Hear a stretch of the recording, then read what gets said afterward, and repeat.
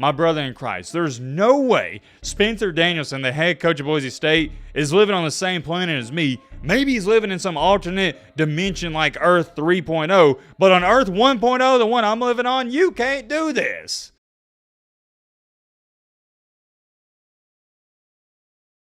Wait a minute, hold on. What is this? We're making a video that's not about Deion Sanders in Colorado? Hey man, I'm just as shocked as you guys. Crazy times on the channel, crazy time. But take a look at this comment. Bro, 10 out of the last 11 uploads have been about Colorado. Milking this thing dry. Switch it up. Alright, I hear you. Challenge accepted. On a serious note here, we got a jam-packed video for your Thursday night. I hope you're ready to get into some college football stuff because we have not one, not two, but 3 topics to go over. One of those includes Hugh Freeze and something he's recently said about his quarterback situation. As we all know, Auburn's in a weird position because they weren't too good last year and there's a lot of expectations for them.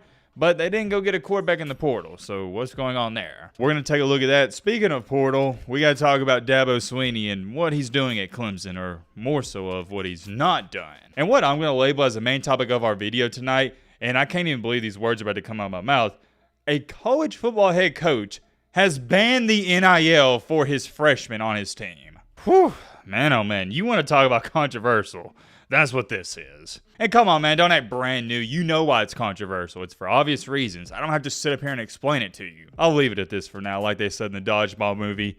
Banning NIL for your freshman players, it's a bold strategy, Cotton. Let's see how it pays off for them. I can't tell y'all enough how good it feels to be having a jam-packed video in the offseason. I know I've said it these past couple of days, but having a video like this in the offseason especially, it is rare, and we got to take advantage of the opportunity. You know what I'm about to say next. Strap in, buckle up, get you a snack, get you a popcorn, get your favorite meal you like to eat and watch a video, because trust me, I do the same thing. But all right, man, blah, shut the crap out of that, do. Let's get into it. All right, first things first. You know what? We'll start off with old Deo Sweeney. I got it pulled up. I'm already looking at it. And I'll just show it to you right here. Or actually, first things first, let me give you some context. So as we all know, Clemson, Deo Sweeney, they're not too infatuated with the transfer portal. He's made it clear and evident from day one he's not a big fan of it. Which is completely okay. Nick Saban, even when he was coaching, stated the same stuff. He wasn't a fan of the portal and he wasn't a fan of the NIL. But, and I have a really big but, you better believe this, here's the difference. Saban didn't like the transfer portal, didn't like the NIL, but he still used it. He knew if he wanted to compete for championships, you didn't have a choice. You was going to have to adapt with the modern era. With Deo Sweeney, though, he, for some odd reason, can't put his pride and ego aside and bow down to the transfer portal and use it. He's been stubborn these past couple of years, and shocking news, Clemson, since they haven't used the transfer portal, they haven't been competing for championships. Let me ask you a question.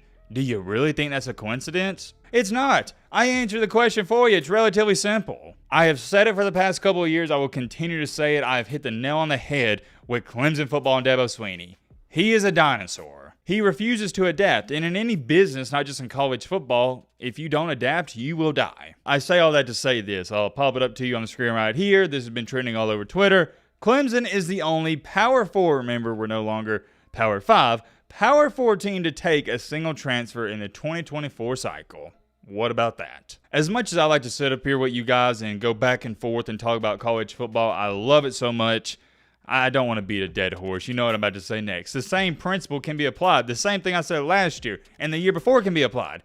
He's a dinosaur. There's many different players from many different teams I could list off that made an impact as a transfer. But since I brought up Nick Saban, let's talk about what he did these past couple years with Alabama in transfers. You remember Jamison Williams, wide receiver from Ohio State? Saban got him out of the transfer portal, and he helped out Alabama tremendously. Not this most recent season, but 2 years ago, Alabama got one of the best running backs I've ever witnessed with my 2 eyeballs, Jahmyr Gibbs, out of the transfer portal. If you're just going to sit back and not use a transfer portal, it hurts you not just one way, but 2 ways. Let me explain. Way number 1 is you're not going to get these great players like a Jamison Williams or Jahmyr Gibbs, and the list goes on and on. But way number 2 is if you're not going to get them, somebody else is. You got to compete against these guys. It reminds me a lot, I don't know why this is coming to my mind here, but Bear Bryant, before they limited the amount of scholarship players you could have at Alabama, he would recruit guys not because he thought they'd start for Alabama, but he would recruit them just because he didn't want to play against them. This might be crazy to say, but I do not take Deo Sweeney and Clemson serious when you're talking about a real deal national title contending team. I stated this sometime last year. I would hate to be a Clemson fan, and I genuinely feel bad for y'all. There's nothing worse than knowing the guy running your program is an egotistical maniac that cannot put his pride aside. He's a good coach, don't get me wrong, but the difference was a few years ago, he was great. He's going out like Celtic Shaq, man. You hate to see it, but we gotta move on to the second topic of tonight's video. And that is no other than the man, the myth, the legend himself, Hugh Freeze, Auburn's head coach. Hugh Freeze is now entering his second season for the Auburn Tigers, and now this is where things really get interesting as someone who lives within the state of Alabama. I have many friends that are Auburn fans, and last year they all felt the same way. Hey, it's Freeze's first year here. We're not going to take it too serious. We're going to give him the benefit of the doubt. He's trying to rebuild this program. And I was in the same boat. As an outsider looking in, there's no way you're going to put any pressure on Hugh Freeze in year one. That's just not right. Well, now, fast forward in time, we're in year number 2, or we're entering year number 2, my apologies. And whether it's fair or not, it's reality. Time's up, buddy. Look, I'm not going to sit up here and say that Hugh Freeze has to win a national championship in this upcoming season. But the expectations around that Auburn program, like I said, whether it's fair or not, different conversation for a different day, but he's expected to win 9-10 games. You win 9 or 10 games, you're going to keep the Auburn fans at bay, you're going to keep them at peace, whatever you want to call it, and there's not going to be any hot seat or anything really to talk about. On the flip side, if you see Auburn go out here and have another wishy-washy season, 7-5, even 8-4, depending on the losses and depending how they look, it's going to be interesting. And here's why I say it's going to be interesting. They fired, and I can't believe they did this. They shouldn't have done it. But they fired Gus Malzahn, and that guy won 9 to 10 games every single year. And to them, that wasn't good enough. I say all that to say this, though. One big problem with the Auburn football team last year, it wasn't their defense. And kind of weird because heading into the season, we thought they were going to have a really good offense. Hugh Freeze is this mastermind of an offensive head coach. And we thought the defense was going to be bad. But it was flip-flopped. The defense was a saving grace for the Tigers, and the offense was awful. Auburn couldn't pass the football for crap. If you could stop the run, you could stop the team. At best, Peyton Thorne had a mediocre season. I do kind of want to give him the benefit of the doubt because he had 0 weapons and the offensive line wasn't the greatest, and there's a lot of miscommunication between him and the coaching staff. I myself gave him a small pass last year, but at times, he'd have a clean pocket and he would still make terrible throws. To tell you the truth, he was more of a threat running the football than anything else. The season ends last year. They have that awful loss to Alabama. I'm not going to remind Auburn fans of that too much. And most people thought and they anticipated heading into the offseason, Hugh Freeze would go after a new quarterback in the portal. However, he didn't. Shockingly enough, it's looking like he's going to run it back with Peyton Thorne. We didn't hear him say anything about not going after a quarterback. That was up until recently. Here's what he had to say about not paying a quote-unquote $1 million for a quarterback in the portal. The options that you are presented with: develop Peyton, develop Holden, develop Hank, develop Walker, or go spend $1 million on this guy. I just couldn't bring myself to doing that because I wanted to put all the pieces together. I find the word develop intriguing due to the fact he was saying that last year in week 3 and week 4 with Peyton Thorne. We're still trying to develop him. What's going on there? Can we speed up the process a little bit? If somebody could fill me in the comment section, I'd love to hear what you got to say. I don't know what Auburn and Hugh Freeze and Peyton Thorne is even trying to do here. Last year, he was a running back, essentially, that passed the ball occasionally. They had a stretch where he never even had over 100 yards for, I can't even remember how many games it was, but it was pitiful. So me as an outsider, right, I'm supposed to believe it's just magically going to change. Peyton Thorne's going to throw for 250, 300 yards per game.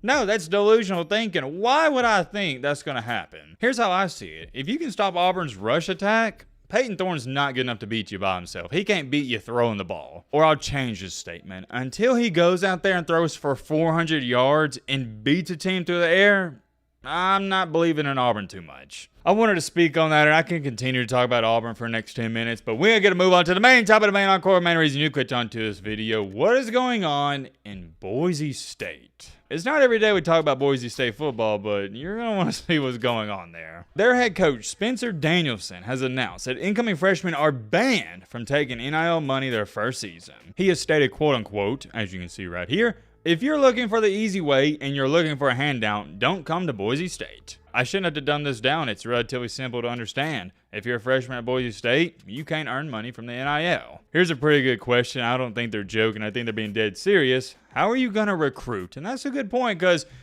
it's not too, let's just say, attractive to go to Idaho to play college football. I personally don't like this. I don't agree with it. I've always been an advocate for if somebody's willing to pay you for your autograph, for your artwork, for your talent in this life, whatever skill set you possess, you should be entitled to that money. Let's say, theoretically speaking, next year, Boise State's running back, I don't know who it is, but let's just say he's a true freshman. He goes out here and rushes for 1,500 yards and 20 touchdowns. You're telling me he can't earn any money, but he's put in all this work in the offseason and he's having great games? I don't like that. If there's a company like Walmart, Publix, McDonald's, somebody out there that wants to sponsor this kid because he's one of the best running backs in the nation and he's a true freshman, yeah, I think he should be entitled to that money. That's how NIL was intended, so your star players can earn these endorsement deals after they go off and they're having a good season. But maybe he's talking about it from the perspective of, and as we all know, these teams like Ohio State, or not just Ohio State, but all these top-tier teams, they have these NIL collectives. And that is where the NIL is being abused. For those of you who don't understand, now you have these collectives. These aren't sponsorships from McDonald's, like I said, or Nike. No.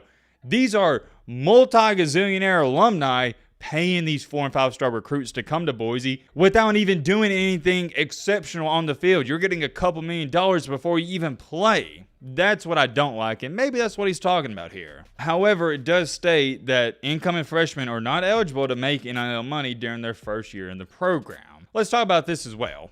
I understand the message he's trying to get across to these athletes. Don't come here if you just want a paycheck. If you come to Boise State, you need to expect to be a part of a hard-working and disciplined program. And I can respect that out of a coach because every coach wants that. Unfortunately, though, I hate to be the bearer of bad news to Mr. Spencer Danielson here.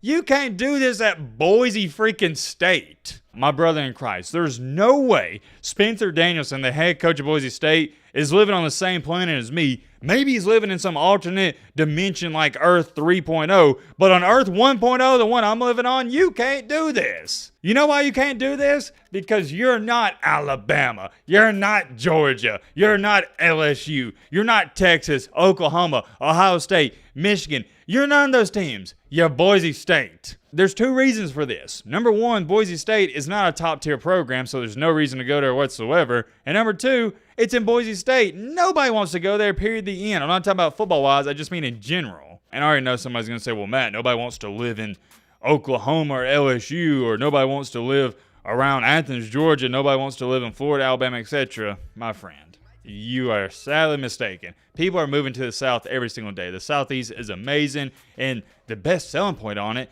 is it's warm. It's not cold. There's no selling point to go to Boise, Idaho, and if you tell me you recruit me, let's say Spencer Danielson's in my house talking to my family, and he tells me, yeah, you're not going to be able to make money off of your name if somebody wants to sponsor me. Get out of here, dude. I'm not going to Boise. It's ridiculous. What are we talking about? I got to watch other freshmen all over the country earn a bunch of doubloons and I can't earn any? Maybe y'all feel differently. Let me know your thoughts on this down below. For me, myself, I've always been a fan of these kids getting paid. What I'm not a fan of is these schools actively, well, what's the word I'm looking for here? What's the word? Oh, yeah. Tampering and offering a kid, let's say, Kentucky, $8 million to transfer out after he has a great year. No, that's the dark side of the NIL. But when it comes to, let's just say you're having a decent year and McDonald's wants to throw you a $15,000 check for a sponsorship, yeah, that's awesome. There's many more things I could say. This video's been long enough. Let me know your thoughts down below. But